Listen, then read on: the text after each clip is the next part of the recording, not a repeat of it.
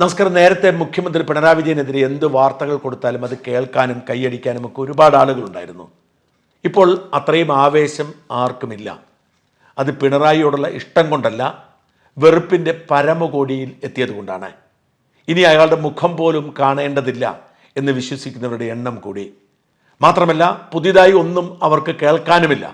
അത്രമാത്രം അവർ പിണറായിയെയും ഈ ഭരണത്തെയും വെറുക്കുന്നു.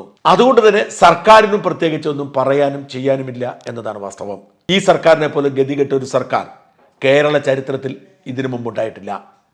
ഖജനാവ് പൂർണ്ണമായും കാലിയാണ്. 1 രൂപ പോലുമില്ല. കടമെടുത്താണ് സർക്കാർ മുമ്പോട്ട് പോകുന്നത്. ഒരു വർഷത്തെ നികുതി വരുമാനമടക്കം കേന്ദ്രവിഹിതം അടക്കമുള്ളവ കിട്ടിയാലൊന്നും സർക്കാരിന് മുമ്പോട്ട് പോകാൻ കഴിയില്ല. സർക്കാർ ആകെയുള്ള വരുമാനത്തിന് 3%. ഈ വർഷം അത് 37,512 കോടിയാണ്. അത് കടമെടുത്തിട്ടാണ് മുമ്പോട്ട് കൊണ്ടുപോകുന്നത്. എന്നാൽ ആ കടം തന്നെ ഡിസംബർ വരെയുള്ളത് അഡ്വാൻസായി വാങ്ങിക്കഴിഞ്ഞിരിക്കുന്നു. ഇനി ബാക്കിയുള്ളത് ഡിസംബർ മുതൽ മാർച്ച് വരെയുള്ള ശിഷ്ടകാലത്തെ പണം മാത്രമാണ്. ഒരു കാര്യവും ചെയ്യാൻ ഈ പണം തികയില്ല. ഒരു വികസന പദ്ധതിയും പൂർത്തിയാക്കാൻ കഴിയില്ല. സർക്കാരിന്റെ പ്രധാനപ്പെട്ട ചെലവെന്ന് പറയുന്നത് ശമ്പളവും പെൻഷനും പലിശയുമാണ്. അതായത് കാലാകാലങ്ങളായി വാങ്ങിക്കൂട്ടിയിരിക്കുന്ന കോടിക്കണക്കിന് രൂപയുടെ പലിശ അടച്ചുകൊണ്ടിരിക്കണം. ഈ 3 സർക്കാരിൻ്റെ പ്രധാനപ്പെട്ട ചെലവ്. ഇത് 3 കഴിയുമ്പോൾ പിന്നെ 1 രൂപ പോലും ഖജനാവിലില്ല. ഈ വർഷം സർക്കാർ അടയ്ക്കേണ്ട പലിശ മാത്രം 28,694 കോടി രൂപയാണ്. അതായത് ആകെ കടം വാങ്ങുന്ന തുകയുടെ 76%. പലിശയുടെ കാര്യമാണ്.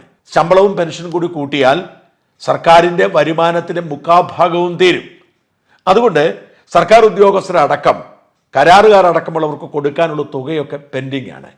സർക്കാർ ഉദ്യോഗസ്ഥന്മാർക്ക് ക്ഷാമബദ്ധ കുടിശ്ശിക, മറ്റ് ആനുകൂല്യങ്ങളുടെ കുടിശ്ശിക മാത്രം 50,000 കോടി രൂപ കടന്നു.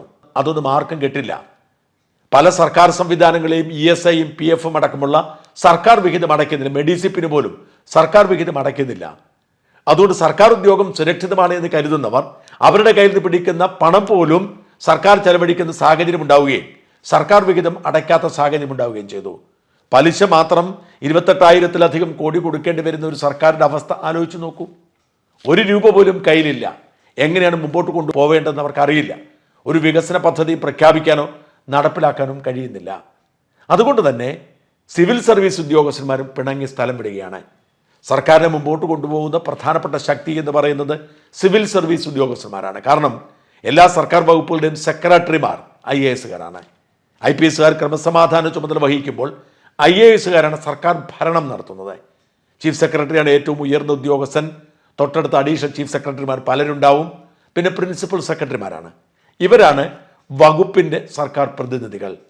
വാസ്തവത്തിൽ കേരളത്തിൽ ഭരണം മുമ്പോട്ട് കൊണ്ടുപോകാൻ 231 IASകാരാണ് വേണ്ടത്. ചീഫ് സെക്രട്ടറി മുതൽ ഡയറക്ടർമാർ വരെ, അല്ലെങ്കിൽ അസിസ്റ്റന്റ് കളക്ടർമാർ വരെ 231 IASകാരുടെ തസ്തികയാണ് കേരളത്തിലുള്ളത്. പക്ഷേ ഇവിടെ ഉള്ളത് 126 പേരാ. പലരും പ്രൊമോട്ടുകളാണ്. എന്നിട്ട് കൂടി 126 പേരേ ഉള്ളൂ.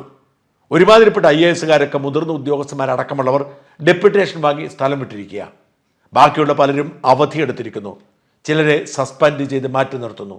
ഏറ്റവും ഒടുവിൽ K. ഗോപാലകൃഷ്ണൻ മതത്തിൻ്റെ പേരിൽ ഗ്രൂപ്പ് ഉണ്ടാക്കിയതിന് പുറത്താക്കിയപ്പോൾ ബാലൻസ് ചെയ്യാൻ വേണ്ടി പുറത്താക്കിയത് ഏറ്റവും കാര്യക്ഷമതയുള്ള ഒരു IAS ഉദ്യോഗസ്ഥനായ പ്രശാന്തിനെയാണ്. പ്രശാന്ത് കൃഷി വകുപ്പിൻ്റെ സ്പെഷ്യൽ സെക്രട്ടറി മാത്രമല്ല, അദ്ദേഹം കാംകോ എന്ന് പറയുന്ന ഒരു പൊതുമേഖലാ സ്ഥാപനത്തിന് MD കൂടിയാണ്. അവിടുത്തെ ജീവനക്കാർ സമരം ചെയ്യുകയാണ്. കാരണം 2.5 മാസം മുമ്പ് MD ആയി വന്ന പ്രശാന്ത് ഈ 2.5 മാസം കൊണ്ട് ഈ കാംകോയിൽ ഒരുപാട് പ്രതീക്ഷ ഉണ്ടാക്കിയിരുന്നു. കട്ട് തിന്നാൻ താല്പര്യമില്ല, വളർത്തിയെടുക്കാനാണ് താല്പര്യം. എവിടെയൊക്കെ ഇരുന്നിട്ടുണ്ടോ ആ സ്ഥാപനങ്ങളെയൊക്കെ അദ്ദേഹം കാര്യക്ഷമമാക്കിയിട്ടുണ്ട്. അതുകൊണ്ട് അവിടുത്തെ ഉദ്യോഗസ്ഥന്മാർ പോലും അദ്ദേഹത്തിന് വേണ്ടി സമരത്തിന് ഇറങ്ങുന്നു. പക്ഷെ അദ്ദേഹം സസ്പെൻഷനിലാണ്. ഒരു കാര്യവുമില്ലാതെ ഫേസ്ബുക്കിൽ പോസ്റ്റ് എഴുതി എന്നതിന് പേര് സസ്പെൻഷനിലാണ്. നട്ടലുള്ള ഉദ്യോഗസ്ഥരൊക്കെ ഒന്നുകിൽ സസ്പെൻഷനിലാണ്, അല്ലെങ്കിൽ അവരിവിടം പേടിച്ചിട്ട് ഡെപ്യൂട്ടേഷൻ വാങ്ങി നാട് വിട്ടിരിക്കുക. ഇവിടെ സർക്കാർ പറഞ്ഞാൽ കേൾക്കുന്ന കുറേ ഉദ്യോഗസ്ഥന്മാർ മാത്രമേ ഉള്ളൂ.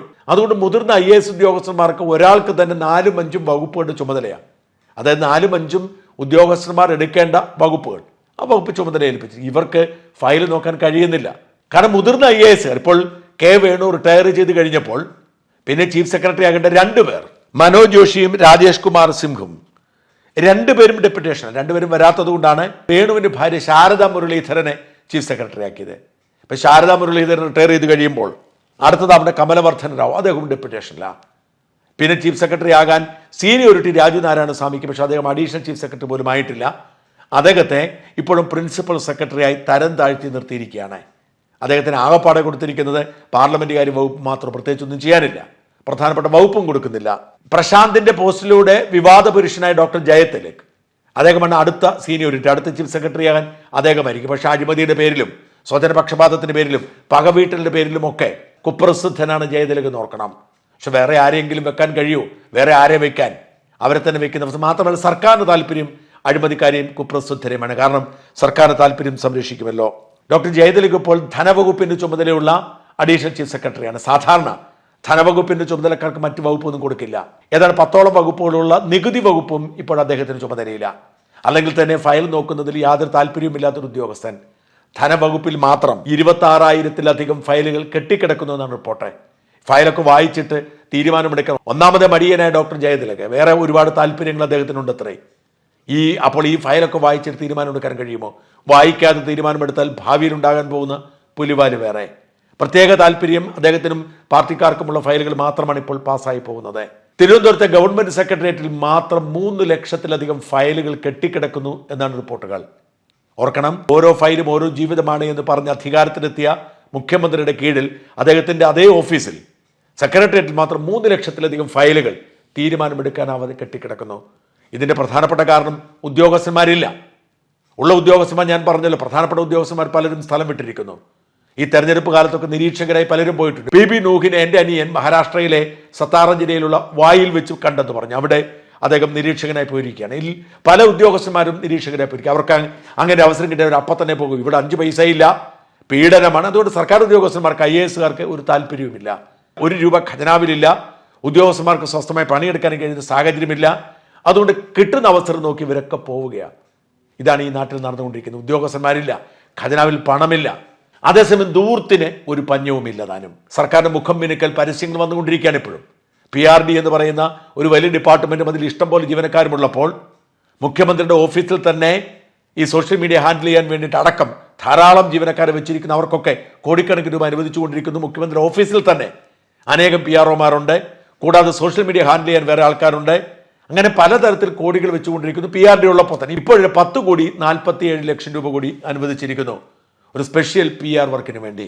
Special strategic and communication team എന്നാണ് അതിന്റെ പേര്. എൻ്റെ കേരളം പോർട്ടലൊക്കെ ഇതിന് കീഴിലേക്ക് മാറ്റിയിരിക്കുന്നു. 10 കോടിയിലധികം രൂപ അനുവദിച്ചിരിക്കുന്നു. അത് ദൂർത്തടിക്കുന്ന കാര്യത്തിൽ ഒരു പഞ്ഞവുമില്ല. ഇതുപോലെ ഗതികെട്ട ഒരു സർക്കാർ ഒരുപക്ഷെ കേരള ചരിത്രത്തിൽ ഇതിനു മുമ്പ് ഉണ്ടായിട്ടില്ല, ഇനിയൊട്ട് വരാനും പോകുന്നില്ല.